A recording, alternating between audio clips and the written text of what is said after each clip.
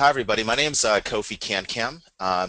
I am one of the co-founders of Admit Advantage, and we've been a very long-standing partner with the Beat the GMAT team, Eric and B. And today, I'm really happy to go through crafting the perfect essay. And I know a lot of you are preparing for round one at this point, which is obviously in early October for most of the top 15, top 20 schools. And so for some of you, this is actually exceptionally pertinent. Um, for others, it is something that you're going to be leveraging probably over the next couple of months as you gear up to submit in round two in January. So you will find that we're going to go through sort of the different types of essays, different ideas that you want to sort of conceive when you're thinking about putting together a specific type of essay. There will be a time and place for you to ask questions. All of you are on mute right now. So if you can just hold your questions until the end of the presentation, unless it's exceptionally pressing. If you can hold your questions, we'll try to get to all the questions at the end. Any questions we cannot get to, you can simply email us and we will respond in kind. Okay, so with that, let's get started. I want to thank B and Eric and Beat the GMAT for offering an incredible platform and service for people.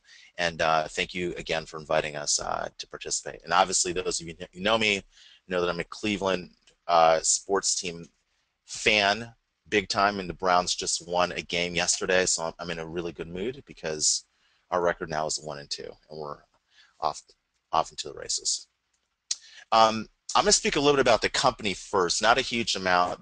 I think a lot of you know me from Beat the GMAT, and obviously you can look at our website, but I do want to give a little bit of background just so you feel comfortable that I know what the heck I'm talking about. Admit Advantage basically helps candidates get into business school very simply, and if it doesn't have anything to do with your GMAT, anything else we do, right? So anything related to essay editing, mock interviews, school selection, helping you figure out who your recommender should be, helping you find money, et cetera, that's our focus. We work with people from the beginning. People saying, look, I think I want to go to school. I don't exactly know what I want to do, but I want to go all the way to the end when people are accepted and they're notified that, hey, they should apply for a certain scholarship, or they're accepted to multiple schools and need help determining which is the best option for them. Our process is exceptionally structured. We're all sort of formal scientists. We really believe in a structured process, especially in an era where 70% of the people applying are qualified, yet only 8 to 25% get in for the top 20 schools. It's really important to be thorough about the analysis of your background and your chances and your stories in order to harness your best application. We've been very fortunate to have a really strong interest from alumni of these schools who also have been admissions officers and or second-year interviewers, and so we've been able to hire a lot of diversity, not just sort of racially, but also more importantly, in my opinion anyway, in terms of careers. So we have people that have been in fields like investment banking, venture capital, impact investing. We have marketers from big companies and also small companies. We've got people that have been involved in government, either as lobbyists and or as speechwriters. In fact, we had a speechwriter for Joseph Biden for a long time, technology people, consulting, entrepreneurship, real estate, etc. There are three main core tenets underlying our company. One, everyone that works in our company has to have been through this process themselves. So they need to have been an alum or actually a current student of a top-tier school. They also need to be on the other side of the table in terms of being a second-year interviewer, an alumni interviewer, or someone that has been a professional within admissions. We're known to be very client-focused. That's kind of one of our hallmarks. We believe in it. We think it makes the company more exciting, and it also enables us to gather great stories and anecdotes from you to help you fashion your applications and then performance. If people are not getting into school, then we're not happy, and all of this is for moot. And we've been very fortunate to work with incredible candidates around the world who are current students or are alumni of all of these schools, and actually even more. This is not the full list, but it's a representative list. Okay. I am Kofi Kankam. I am one of the founders. Really briefly, Eric and I are fairly similar. Both worked at Accenture in different cities. I worked at Net2Phone, which is sort of a predecessor to Skype. I sold a software company, really sort of into education and technology. I was fortunate to go to Harvard College, I pursued a degree in neurobiology. I have a master's in ed from Harvard, and I went to Wharton, where I was a Joseph Wharton Fellow, ran the largest student-run conference, and also TA'd our first year core marketing course. Um, you can see sort of our consultant background is very strong. You see some of the people on the right hand side. Eric has a very similar background. Went to Brown, graduate with honors from Wharton, and has built the company with me for the last couple of years. So in terms of the diversity of consultants, they were all from sort of similar top firms, top companies.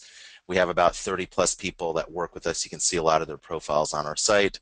They're all alums of Harvard and Wharton and Stanford and Columbia and Berkeley and Chicago and Kellogg and NYU and Dartmouth and all kinds of schools like that. And again, we place people in top 20 schools in the States, some of the top European schools, SED and Judge and LBS and INSEAD, some in Asia, and a couple now increasingly in Latin America. Okay.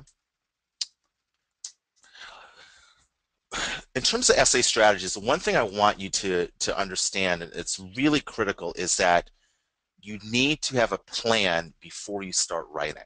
Okay, you should not be jumping into your essays off the bat, just immediately starting to write. It's almost like some of these those of you that watch like Meet the Press or some of these other sort of Sunday talk shows, when you see the people go on there, they have talking points before they get there. They know what they want to include almost regardless of the question. It's really important that you do the same thing. The first thing that we recommend you think about is your personal brand. What are the stories, experiences, and accomplishments, as well as the leadership characteristics around which you're going to build your application? Okay? And so imagine that someone's interviewing a sibling, your best friend, a parent, a partner, etc. And said, what are the stories? What are the things about John that they need to know about him to understand him as a person? They're going to be a mixture of personal, professional, and academic sort of wins and experiences. And there will be related leadership characteristics, things like being analytical, being innovative, being persuasive, being a great communicator, being able to make decisions, limited information, being able to lead without authority, things of that nature that basically naturally draw from those specific stories, experiences, and accomplishments. So no matter which direction you go, if you're starting with the stories, experiences, and accomplishments and saying, okay, here's a set of 10, what sorts of leadership characteristics did it define about me? If you go in that direction, or you go in the other direction saying, I want to write an application where I'm saying I really want to go into asset management, so I really need to demonstrate that I am analytical. Or I really want to run a company, I need to demonstrate that I am sort of innovative. Or, I'm going to join a company and try to fight my way to the top. I need to show that I am sort of persuasive. You can start on that side. Think of those characteristics either that are relevant for your career or that are ones of leaders that you really respect, business leaders, political leaders, military leaders, sports leaders, etc. It doesn't matter. You can think of those stories and think of those experiences or those characteristics and then go to the stories, or you can start with the stories and go to the characteristics. But your brand will be a mixture of both. The stories, experiences, and accomplishments, as well as the critical leadership components. And so what we've done here is just outline a couple, right? So if you're saying that you want to have a strong analytical focus, if that is a leadership characteristics that you want as part of your brand, then you need to basically provide examples. This is a show and tell experiment in terms of applying to business school. It's not telling someone that you're analytical and having nothing to back it up. You have to show and tell across the different pieces of your application, which are your essays, your letters of recommendation, the non-essay data portion of your application, your resume, and then your interview if you get it. So you definitely have 4, and you certainly, if you get an interview, that will be the 5th piece, okay? And you really need to make sure that you are highlighting, you are highlighting basically specific things about your background and leveraging stories to explain it, okay? So don't just say you're innovative, basically really demonstrate that, for this example, you helped reduce emissions by X percentage, and you helped increase efficiency by X percentage within your manufacturing company in a way that had not been done before. That's real innovation. Persuasive, you can sort of see the example, okay? The take home is really make sure that you are thinking about yourself holistically. think about yourself from a professional, community, and personal aspect, and realize that for the schools to which you're applying, it's not just enough to be qualified. You also have to, you know, demonstrate that you're going to be basically be someone that other people can learn from, and that you're interested in that, and that you've got a really sort of well-defined persona about you outside of just being dominant in your workforce, in your workplace. Also, secondly, realize that you really need to differentiate yourself, okay? So it's a fine line to walk because you want to differentiate yourself, but you also want to be authentic and true to yourself. So the way that you do that, or the ways that you try to sort of employ this desire to differentiate yourself, include really speaking about your passion. What is a catalyst for pushing you to go to business school? What is a catalyst for your career? And again, your career is not your first job after school. It's not saying, I want to go to sort of Columbia in order to go work in McKinsey. That could be the case, but is your desire to work at McKinsey, does that exist in the long term? Like, you know, most of you are, let's say, in your mid-20s, okay? So you're going to graduate business school, let's say, at 28. So let's say you work in a company for 7 years. When you're 35, 36, when you start to pivot towards your long-term goal, what is that? That is really your passion, right? So the first 3 to 7 years typically are considered sort of the short term. It's almost like going to business school again. And in terms of getting a brand, getting a network, um, getting sort of experiences. But the question is, what is the passion beyond that? So if you can focus on your long-term passion, which hopefully matches your career, then it'll be a great way for you to differentiate yourself, especially if you're coming from a company or an industry like, let's say, Goldman or consulting, you know, where a lot of people end up applying to business school coming from those sort of domains. If you highlight your passion, you'll find that you'll be able to sort of separate yourself from other analysts, you know, the analysts to your left and to your right at your job that's applying with you. Okay, realize that, and you know, you don't have to differentiate yourself against everyone. So we always get people that call us every day and doing these consultations and say, okay, how to make myself different than this other person. So last week I spoke to someone who basically was a banker, and he was asking me, how am I going to differentiate myself against the bankers, as well as, you know, all these other, you know, the sort of the person coming from Teach for America that wants to go to business school. And he asked me, he didn't ask me exactly in those terms, but that was the gist of his question. I said, look, you're not competing against the social sort of venture person, the person coming from Teach for America that wants to sort of go to business school and do microfinance. You're competing against other bankers, right?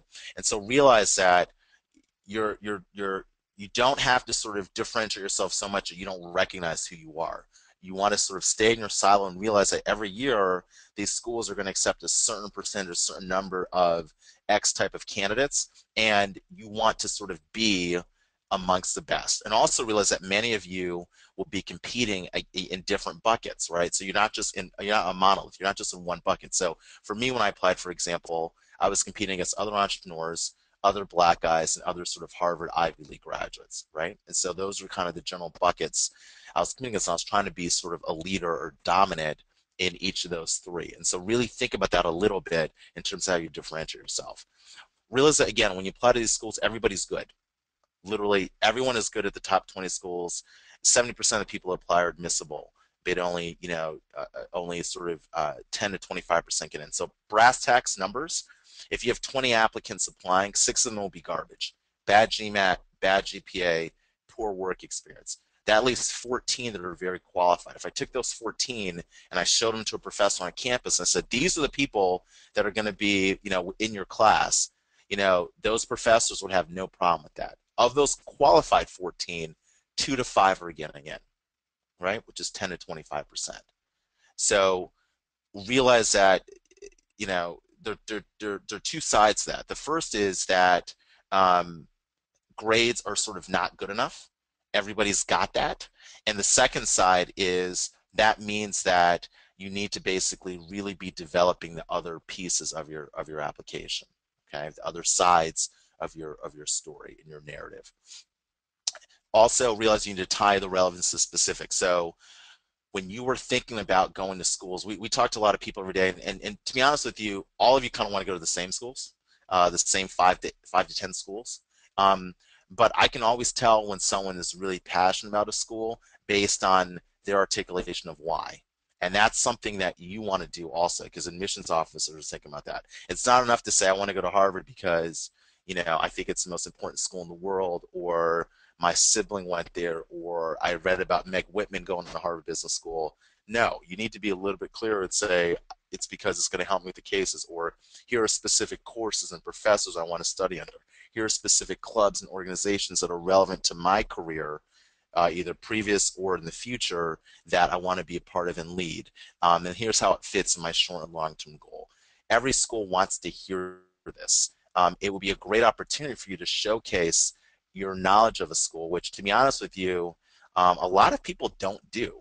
They don't think it's important. So they just, they write about sort of the school very generically and think it's obvious why they want to go to the school. And it is in a sense of a brand and making more money, but it's not obvious why necessarily they want to go to Kellogg over Booth, right? Or they want to go to Wharton over Columbia, et cetera. That's not always clear. And so it's really important that you differentiate yourself across these indices, okay? In terms of big picture, sell the dream. So paint a clear picture.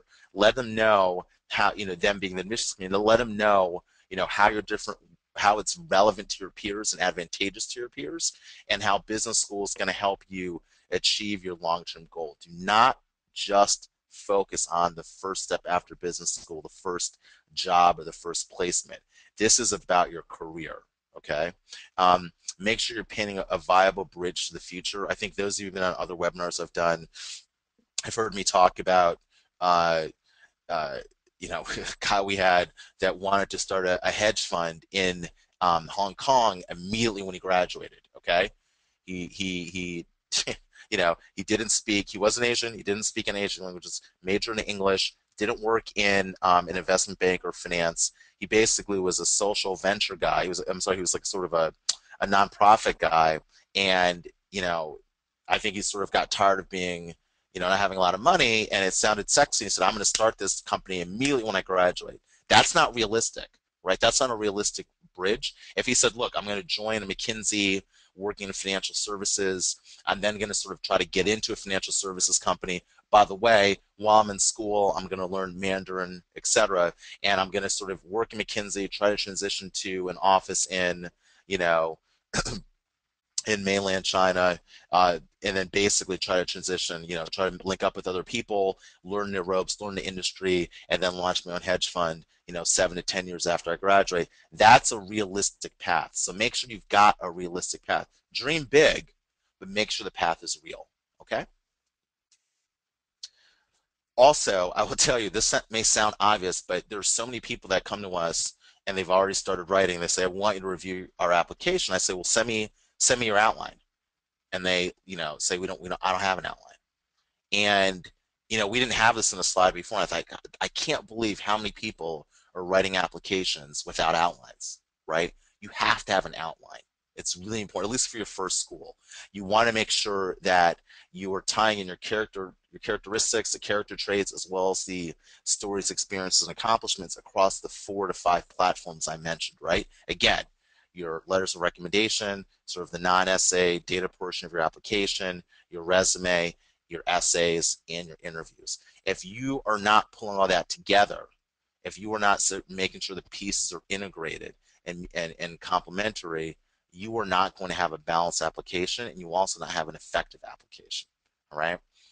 Places where you have options for your essays, choose ones that work with your brand. If you don't do the brand up front, then you're not going to know, which essays to choose when you're given the option. Choose 2 of the following 5 essay topics. Okay. Make sure that you are answering the whole question. So write out the details of each essay question. And I mean this in the context of some essays there'll be a 3-part essay, and basically they'll give you 600 words. I can't tell how many times I see people that kind of spend the first part of that specific kind of essay, spending 300 words, then they spend 250 words on sort of the second section. They get to the third and think, I only have 50 words. Okay, I'm just going to write 50 words to answer the third section. Just because a section is a third section doesn't mean it's unimportant. It's not as important as the first two. So make sure you're answering all the essay questions in full. Again, if you do an essay question, if you do an outline rather for your first school, you probably don't have to do it for all of your schools. But you really do need to consider doing it for the first one, unless you are an exceptional writer, maybe you've applied before, or you're getting a huge amount of help. I really, even if you're getting help from a company like ours, I still would do an outline, frankly. Okay.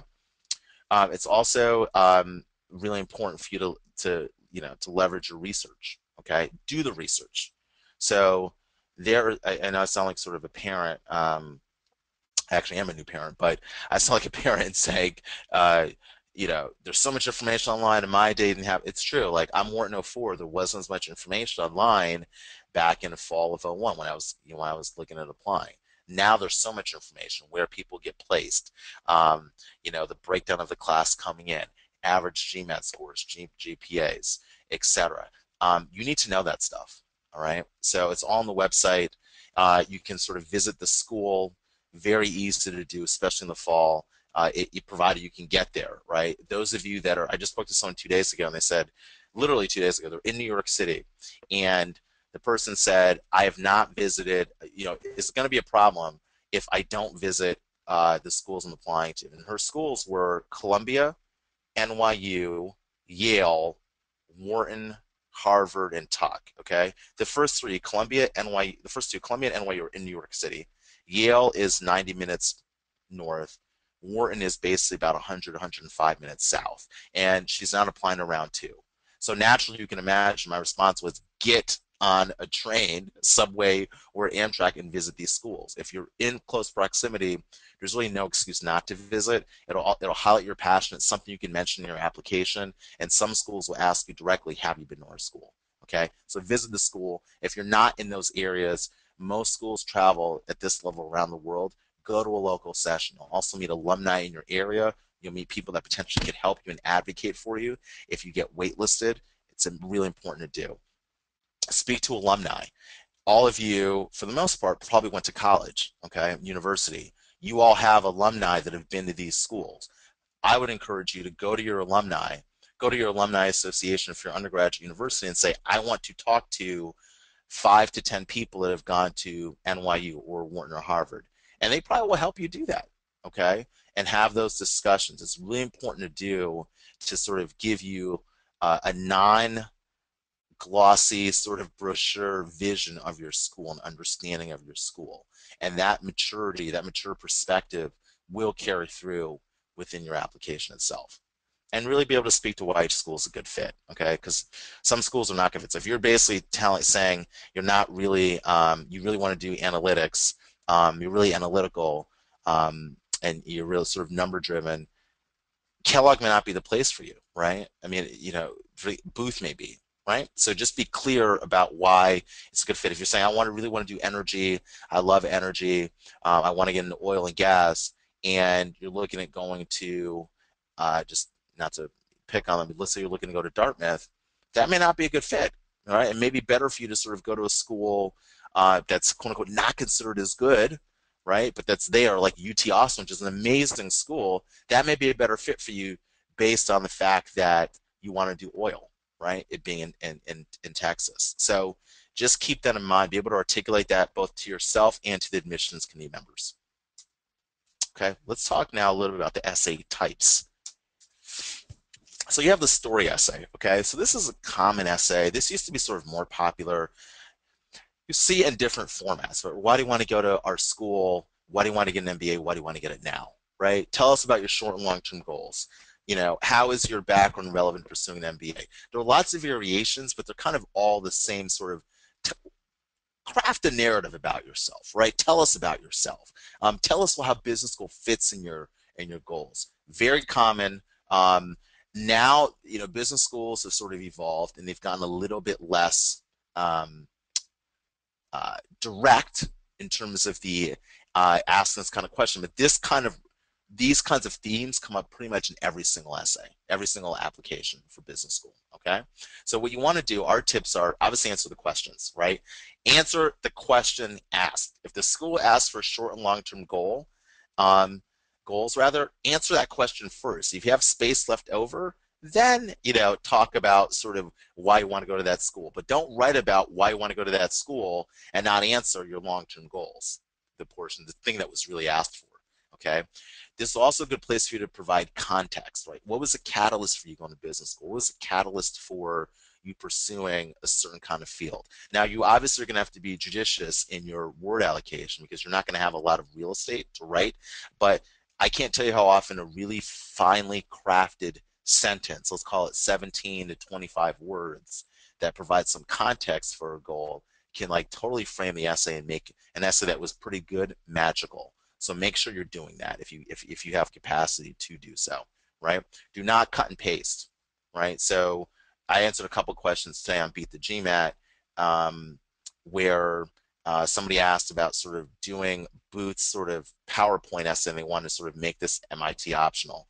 It's okay. I would modify, tweak, do not just cut and paste, right? And try to think about each school. You can use the same sort of themes, you can use the same sort of stories, you can use the same kind of leadership characteristics, but I'd be very wary about taking an essay here that's slightly off topic, that's 400 words, and trying to like fit another essay that's maybe 25% different, but it's 200 words. Don't just think you're just going to take that essay and sort of wrap it take the form and wrap it into the latter. That probably will not go well from my experience.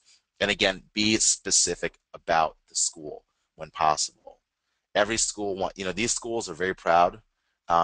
They also know that you're applying to other schools, and so you want to be very clear about why their school's a good fit. And dirty little secret, although it's probably not so much of a secret now, schools do manage their yields. They are concerned about their yields, i.e., they want whoever they accept generally to come, right? And that's partially how they're evaluated and ranked. It's kind of like bragging rights. So a school doesn't want to accept you even if you're qualified, if they know you're not going to come. And if you don't put in details about a specific school, they may think that you actually don't really care that much about the school. You're not really that knowledgeable about the school. Ergo, you have your eyes on some other school. So just keep that in mind as you sort of write your applications.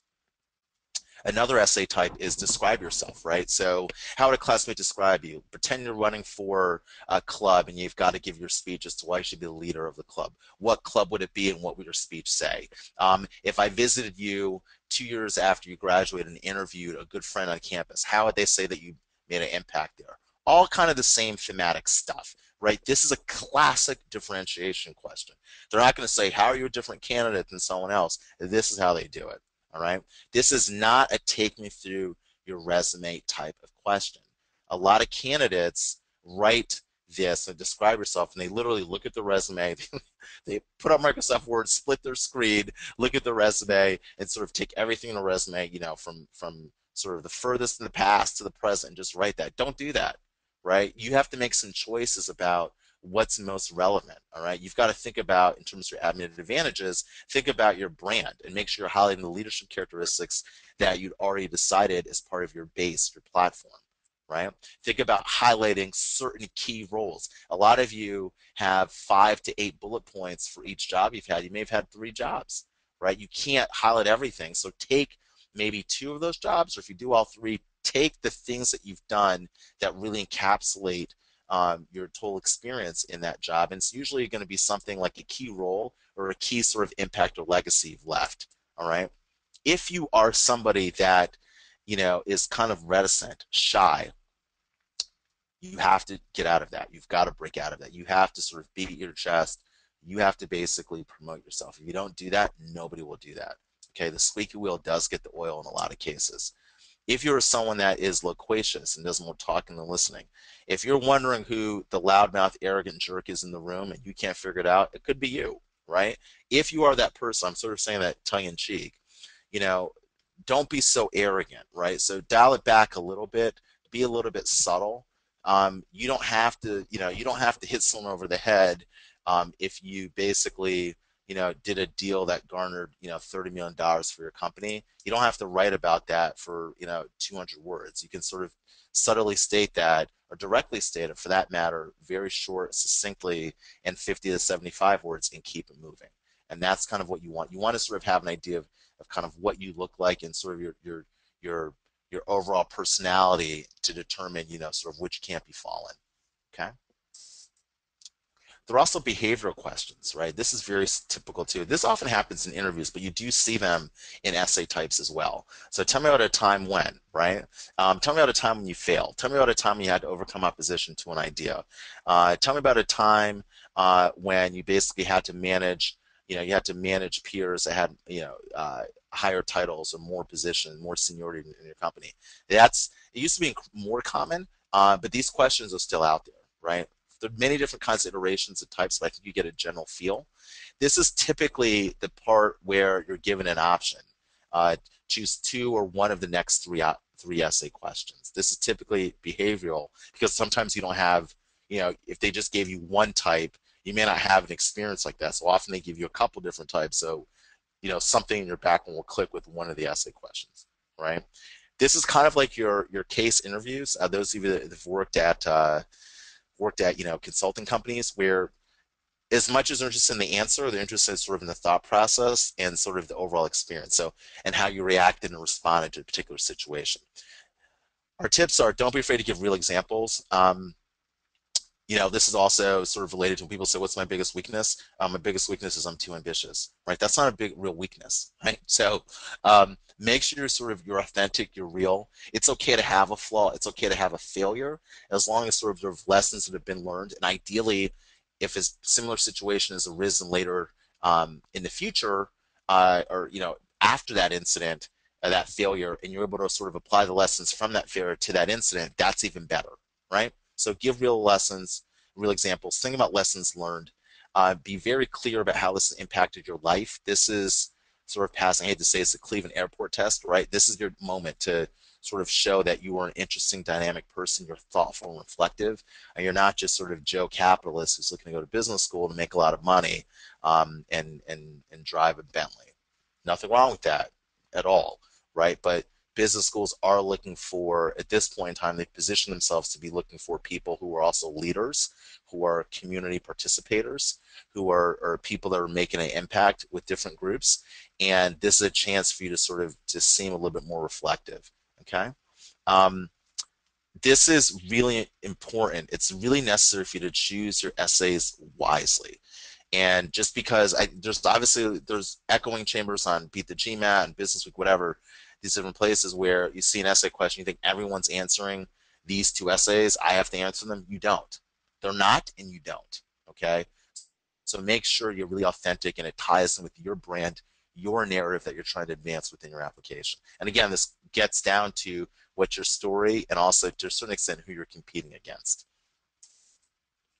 You have leadership essays, right? So, this is where you sort of need to think about sort of the impact you've had, the legacy you've left. Getting into school is not just about sort of having different roles. It's about really making an impact. They're looking for people, typically young people, who have made an impact. They can say, that's a winning horse. I believe this person's going to be, if we give them the tools and experiences and sort of, the network, they're going to be able to take everything that they've done in the past and sort of blow it up on a bigger stage. We're going to give them we're going to be able to amplify what they've done. So they're looking for examples of leadership. They're looking for examples of impact and legacy. Think about what you've done beyond the call of duty. Okay, so if you've had a role and you've mastered that role, let's say a fellow analyst was fired, or let's say your boss, was going through a divorce and he or she got distracted and you had to sort of take on the role. Think about sort of these kinds of examples when you're writing the leadership essay, okay? Everyone, all of you should have a concept, an idea of how you lead. Now, some of you have had more experience doing that than others, but all of us have either led or been led.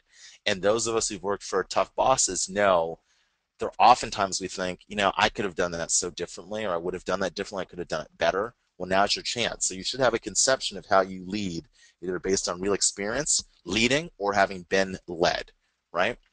This is also a great opportunity for you to get corroboration with your recommenders of your leadership. So if you're basically saying, I led this amazing project, I brought in $30 million of new revenue, or I saved X number of hundreds of thousands of dollars in costs I saved, this is a great time to have a recommender say that. It sounds a lot more credible than when it's just you saying it, right? If you work in teams, those you work for big companies, you're doing deals, you're doing projects, etc. You're integrating. I was a consultant, so I know what that's like. You need to focus on what you did, not necessarily what your team did, not what I'm going to read about in the journal. I want to know what you did specifically. So make sure when you're writing your application, you're very clear about your own specific contributions to a particular task. Okay? And don't make the mistake that we see of candidates who write indefinitely about this amazing deal, and and they spend 10% writing about what they've done to make that deal possible. Okay? Then you've got sort of strengths, weaknesses, accomplishments, disappointments, generally kind of similar themes, right? Give real examples, right? Really make sure that you are tied into your brand, because you're going to have so many, and you've got to make sure that you can go back to your outline, go back to your branding documents, and really think about, okay, what is it that I really have to include in my application? If you have weaknesses, if you have losses or disappointments, please again highlight lessons learned and actions taken. It's not enough to recognize that you have a weakness. If you recognize you have a weakness and you don't do anything about it, that's a problem, right? That's more of a problem than actually not even recognizing you have a weakness. And everything should be consistent, as mentioned. Last two. So the optional essay. Okay, this is an essay that just, it's optional. Optional means you don't have to do it. So do not do it if you don't need it. If you are thinking about what are the things that could be included, typically it's gaps in your application. It could be a gap like, look, the school's asking for you to give a boss recommendation, but you can't do it because if your boss knew you were going to business school, you'd be fired or you'd lose your bonus. So if you have a senior associate do it, this is where the optional essay explain why that's the case, which incidentally is not a big deal. If there were areas in your brand which weren't addressed, this is where you could address it. I'd be wary about doing that unless the optional essay specifically tells you, like tell us something that we didn't touch on. But if they say, what's your biggest weakness? And you're writing, hey, I got a 730 on my GMAT, I was testing at a 760. Nobody wants to hear that. Don't do that, okay? This is a place where you should talk about gaps in your work experience. I think anything over 4 months, I personally, I'll probably write about, or if you have even two 3-month gaps in your work experience, let's say in a 5-year span, I probably would write about that a little bit, okay? Talked about non-traditional recommendations. If you have holes, again, what you're doing to address them. So I didn't do well in my GMAT, but I'm taking some courses. I've got a bad GPA, but I decided to take courses in accounting, stats, economics, finance in order to sort of boost my my qualifications from an analytical perspective. So this is where you kind of want to do that stuff. If you were given 400 words or 500 words space, and you write, you look at that and say, I only use 200 words, stop. You don't need to fill up the remaining 300 words just because you feel like your essay is not fleshed out enough. Don't use the word capacity as the barometer for whether or not your application is finished or your essay is finished in this instance. Reapplicants, take a look at your old applications. If you applied typically 2+ years ago, they're not going to use them necessarily, but you also don't know if someone's going to take a look at them. And you don't want to sort of have to say, especially applied last year. I talked to a guy a couple weeks ago, and he said, I applied last year, I wanted to do clean tech. What do you think I should say this year? And I said, well, he was thinking about something different. Like he was thinking about something like banking. And I said, that could work, but you've got to tighten. You can't just be somebody different this year because last year's person didn't get in terms of your goals can be refined. You obviously can have a better GMAT. Maybe you took some courses, but do not present yourself as a totally different person, because then you're going to confuse admissions committee. Which one person are you? Which one's authentic? Both, either one, or neither, right?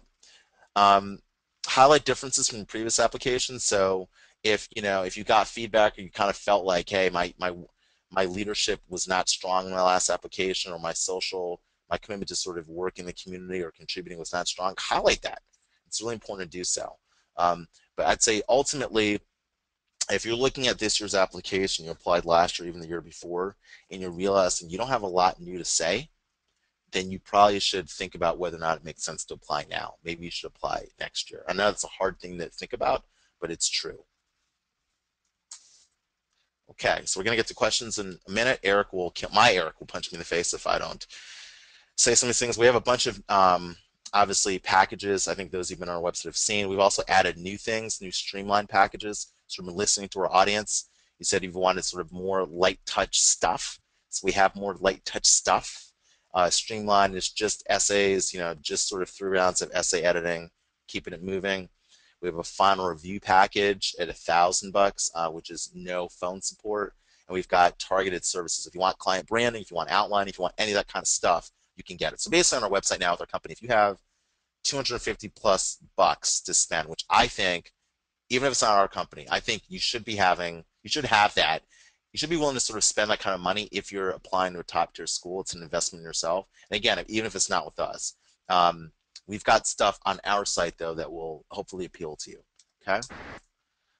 Still do hourly, still do ding analysis. If you applied last year, did not get in, you're wondering what happened, and you're applying this year, so come our way. We'll talk to you about it. We'll look at your old stuff. We have a pre-application package for those of you that are not applying until next year. We certainly can help you sort of get your ducks in order, polish up your assets, and make sure you're well positioned to really launch yourself next year. Okay. We have other things coming on, a pre-application webinar, case studies next week.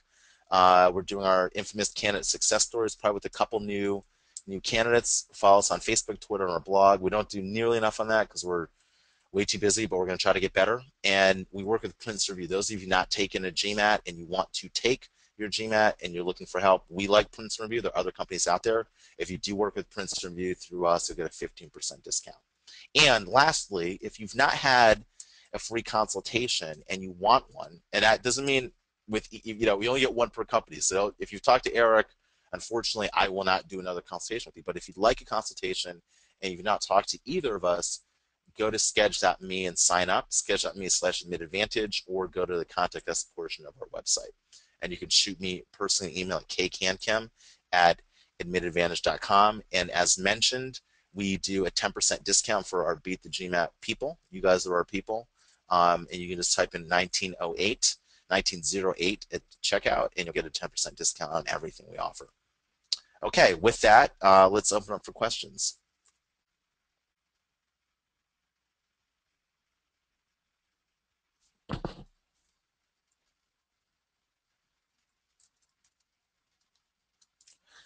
If there are questions, let's open up. Just type in your questions, and B will help summarize them, and then we'll go from there.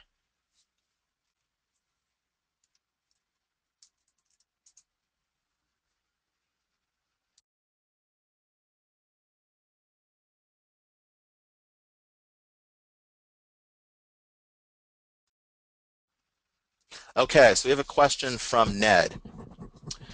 What do you do if you're not 100% sure what your dream is? The main point of getting an MBA for me is to open doors to other careers and get back to the US. I'm an expat. Is it even worth applying if you have no 100% specific dream, or does that basically mean you have no chance with an average GMAT and GMAT scores? That's a good question. So look, there is some gamesmanship in terms of getting into school. I think that when I think of career, now you may not know exactly what you want to do, but think about it along these axes, okay? So think about it in terms of role, role/function, industry, title, and maybe location, right, Ned? And you should have an idea of some of that stuff, right? So, you may know that, for example, you want to sort of do marketing. You may know that your industry generally is, let's call it real estate. Maybe you want to do real estate market. Maybe you want to do financial services marketing, like i.e. you want to market credit cards for like American Express.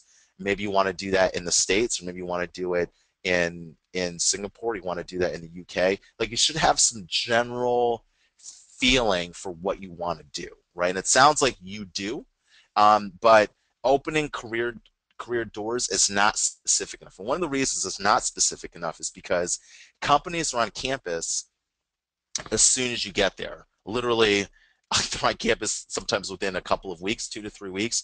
And so if you don't have an idea of that, you're going to be behind the ball. So you've got to have an idea. Again, think about it in terms of industry, role/function, title, and location. And you probably should have at least 2 of those figured out in order to write a compelling application. I'm just trying to rack my brain if I've seen someone write a compelling application who hasn't had at least two of those, and I don't think I have. So you should have a general idea of that.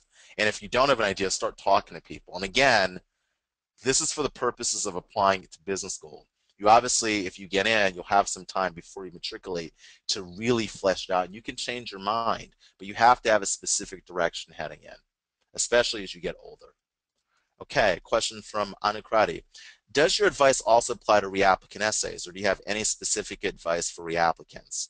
I'm not sure exactly what advice you're suggesting, but yes, my application generally does, my advice does apply to all applicants, whether first time or second or third time. From Manessa, how long does it take to complete an average application with Admit Advantage? That's a good question. I would say generally you should leave. Look, we've done three applications with people in 4 weeks. I never want to do that again, but we will, certainly will have to, I'm sure. I would say, you know, if you're moving at a reasonable clip and you're not sort of super pressed, I would say you probably can do your first school in about 3 to 4 weeks, and each additional school in about 2.5 to 3 weeks. From Jay Russo, how specific must you be in mentioning specific assets of the school program? Professors, clubs, specific classes, people you've met? What if you can't visit the school and can only visit an info session? I think the more specificity, the better. I would say I would probably place emphasis on classes slash courses, professors, and clubs. Those things can all be derived online. People you've met, you may not meet anybody. That's okay if you can't get to info session. If that's it, that's it. But I definitely would at least have those first three. Okay. From Anu, any specific considerations we should take for early action deadline versus regular deadlines? I would just say be clear that you want to go to the school, right? Because a lot of these, some of these ones, like for Columbia, you apply early, you have to put down a $6,000 deposit within 2 weeks. Yeah, I think it's 2 weeks. Historically, it's been like that anyway. So be clear about that. I think that there's kind of an understanding that you obviously want to go to that school because you're applying early, but I still would not take my foot off the gas in terms of really clearly articulating what it is about a specific school that's attracting you to that school. So beyond that, no, I think that's fine. From Thea, for low GPAs, do you recommend taking additional courses to increase my GPA before applying? Absolutely yes, if you have time to do it. So it's not going to improve your GPA, right? But it's going to build what's called an alternative transcript, and you'll be able to sort of articulate a narrative of, you know, I was distracted in college or something came up in college. That's why my grades weren't as strong. But look, I took courses in accounting, finance, stats, economics, or some subset of those. And I got A's in those courses while I was working, and I have a 700 plus GMAT. So clearly, when I'm focused, I can do the work. College was a couple of years ago. I unfortunately wasn't as focused as I needed to be, but I do have the intellectual horsepower to do the work. That is the purpose of the courses. That's what you're trying to achieve. Ergo, if you are not getting A's in those courses, if you're not going to be committed to getting an A in those courses, in the A range, then you shouldn't really take it. Don't waste your time and money. And usually when I say committed to the effort, usually those courses are really about effort. Like if you sort of show up, do the work, talk to the professors, tell them what you're about or her what you're about, you can kind of automatically be in the B range if you do your homework, and then you just sort of need to be B plus range, and then you just need a couple things to break, and you can get an A. We've seen many students who are sort of C students in college take supplemental course at quote unquote hard schools and get A's, A minuses. So I assume that most of you can do that, and you should realize that's what you need to do. All right, from Karan or Karen. In terms of repeating resume items in a goals essay, in a pure goals essay with word constraints 500, how much of the essay should one allocate towards highlighting individual traits compared to school fit? Asking this because some of the individual traits look like a resume repeat. So, I mean, look, this is kind of a specific, Karen, email or specific questions. I would agree with you that if you find yourself writing if you're looking at an essay and you find yourself just regurgitating what's on your resume and you're leaving out other things which are not on your resume, I would definitely flip that script and sort of try to focus more so on the stuff that's not on my resume and let the stuff on the resume stand for itself. However, um, I don't think for your goals essay, your goals are forward looking. Your resume is the past. So there really shouldn't be that much from your resume on your goals essay. It should just be the catalyst. It should just be maybe something you did which has some kind of carryover, a specific skill set, specific set of experiences. But your goals essay inherently, because it's based on the future or look forward looking, it should not be sort of a carbon copy of what you've done on your resume, which is already accomplished. Inherently, those two things should be somewhat different, right? But you probably are going to have some of the things in your past that are covered on your resume in your goals essay, but just not a huge, huge amount of it. Okay, from Ruben. Any advice on using personal hobbies or activities for my application? Um, I think that if your hobby is not marked by an accomplishment, then I probably would just relegate that to the non-essay data portion of my application. However, if your hobby is turned into some kind of passion that you have an accomplishment behind, then I would consider that. I would consider putting it in my essay. Basically, you have to be a gatekeeper to what you put in your essay. I've seen people that are very accomplished and I just felt like they weren't discriminating enough in terms of what they put in their essay. I just felt like they put garbage, stuff that was really not that important in their essay. Like you want to be your essays are arguably the most important piece of your application. Some people say your recommendations, but I think your essays, especially because they're sort of your words, and you don't want to write about a hobby, sort of playing intramural soccer in like an accomplishment essay. Right now, I gave this example a couple weeks ago. We had a guy that wanted to work for FIFA, which is the International Football Association. And he set up a soccer league in the Pacific Northwest, and they raised a whole bunch of money. He had like 20 plus teams contributing. It was amazing. Written about in the papers, whatever. That was a hobby that he could elevate to being in his essays because there was an accomplishment behind it and it was really close to what he wanted to do professionally. Otherwise, for most hobbies, rock climbing, whatever, bike riding, running, I probably would not make that the topic of an essay. All right. Okay. Um, from Shiv Deep, any specific advice for hardcore techies? For example, I don't have a lot of business experience or decision-making experience.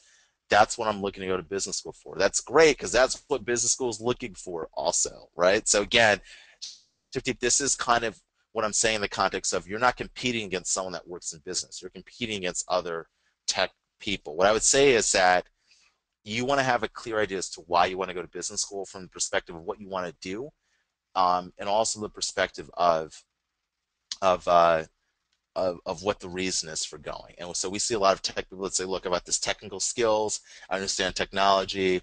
I've been involved in some business meetings and I didn't get a chance to I didn't really understand the strategy. Or I want to be on the strategy side because I want to make more of the decisions. I feel like we're not always making the best decisions, but I don't have the requisite background in accounting and marketing and finance and sort of managing people to do that. That's why an MBA is sensible. Or people that say, look, I've got a very strong technological background. Um, I want to sort of start my own company. I want to be the next Anil Ambani um, or some kind of Jeff Bezos. I want to be an entrepreneur, run my own company, and I know that I've got to marry my technical expertise with sort of my burgeoning interest in business for which I know nothing. Right? Not know nothing, but you get the point. So it's totally fine for you to say that. I wouldn't worry about that at all. That's why you're looking to go to business school. That's right. And business school admissions committee members know that. Any more questions? Okay, from Tara. Some advice for a family business applicant, small business background. Themes I should focus on, like leadership, initiative, interpersonal skills, etc. Um, I don't know if that's a question, but I don't think that. I think if you're coming from a family business, um, I think the most important thing is you firstly need to state, are you going to business school to leave the family business, or are you going to business school to run the family business? And if you're going to business school to run the family business eventually, then what you should be sort of talking about is, in my opinion, how to sort of develop certain traits, certain skills that address gaps in the family business, or how you want to take the family business to the next level. And you need to know X, Y, and Z. I think it gives you a great impetus to go to business school. It gives you a great reason. There's a certain kind of authenticity about sort of saying, look, my family business does X amount of dollars in revenue. My parents didn't have the experience to my uncle didn't have the experience to do blank, blank, blank, go international. It's in Portugal. And therefore, I want to go to business school at a school like Wharton, which is I want to learn operations, marketing, et cetera, so I can bring that back to the business. I think I would definitely couch your training and your need to go to business school as part of the family business. I also think that um, in terms of the recommendations, you need to be careful about who writes them. You obviously can't necessarily have a parent, so I'd look towards the supplier.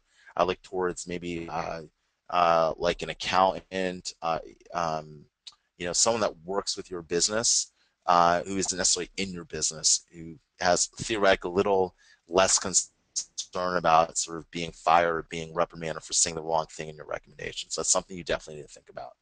Think about your title as well, right? If you're sort of in a family business and you sort of do everything, you've got a loose title, don't have a loose title for the purpose of your application. Get something nailed down that's credible, it's authentic with what you're doing, and go from there. All right. From Joe S. I know you probably get this a lot, but what about older applicants, 31 years old? The burden will be, why now? I feel like I've hit a ceiling in my career. Any advice on how to approach? Um, I think that hit a ceiling is okay, but that is that sort of belies, it doesn't really support the um, theory of I'm sort of a hotch, I'm doing really well in my career, or going to business school and enhance it. Direction, my career's not going well, and I need a reset. No top 15, top 20 business school is going to find that really sexy. So what I would say as an older applicant is, why now could be, look, I've been doing really well in my career, and I've hit a place where, in order for me to get to the next level in my career, it's really important that I get an MBA. Or I've hit a point in my career where I've acquired a certain amount of skill set and moxie, and in sort of context, I want to launch my own business, in this field, and I need a business school to sort of teach me more things about running a company, as well as building a network and building sort of certain experiences or exposure. Um, I also think that you should be writing favorably. You should be trying to go on offense, Joe. So you should not be concerned about being old. You should be, because you're not old, frankly. You should be making the younger applicants feel concerned about how they compare to you. So I would basically say, I would be highlighting the fact that it's a great thing I've got 9 years experience. I'm going to bring this experience to bear in A, B, and C ways. I'm going to basically open my contacts up. I'm going to help train my industry. I'm going to be their conduit for that. I'm going to basically be better than a 27-year-old version of Joe. That's how you need to be thinking aggressively. All right. Okay. This is the last question from Deepak. In the Differentiate Yourself essay, if you describe all of your best abilities in the context of your professional activities, do you risk sounding too narrow? Okay, so if you're looking to differentiate yourself and you're only saying it's professionally, are you too narrow? Or is it better to talk about multiple spheres to present yourself as a more rounded person? That's a good question. I think it varies candidate to candidate, not to ride the fence. I think that if I had to sort of choose one side, I would choose the professional side. I think there are way too many people that sort of don't speak about their professional accomplishments and think they can just get into school just based on having a cool hobby. So I would err on that side, but you should have some personal and academic differentiating characteristics as well. It's not enough just to have professional. Um, you should have some abilities outside of that, right? You should have some things in your background outside, because a lot of you are applying from similar industries, and if your best friend may be able to tell how you're different than um, someone else in that same industry. But an admissions committee member that's looking at your application for half an hour, that can be hard. So it's often the personal things, the personal characteristics, personal stories, personal catalysts that are really going to help set you apart from other people. So you have to have both, but you need to make sure that you're demonstrating professionally that you're a hitter and you're doing exceptionally well. Okay? So with that, let's end the webinar. I really appreciate all of you being on. Hopefully it was helpful. I know we went through things pretty quickly. If you need help and you want to chat about, potentially how we can help you, reach out. If you want a free consultation, reach out. It's all on the website, and you can shoot me an email personally at kkankim@admittedadvantage.com, and I'll try to get back to you as soon as I can. Thanks.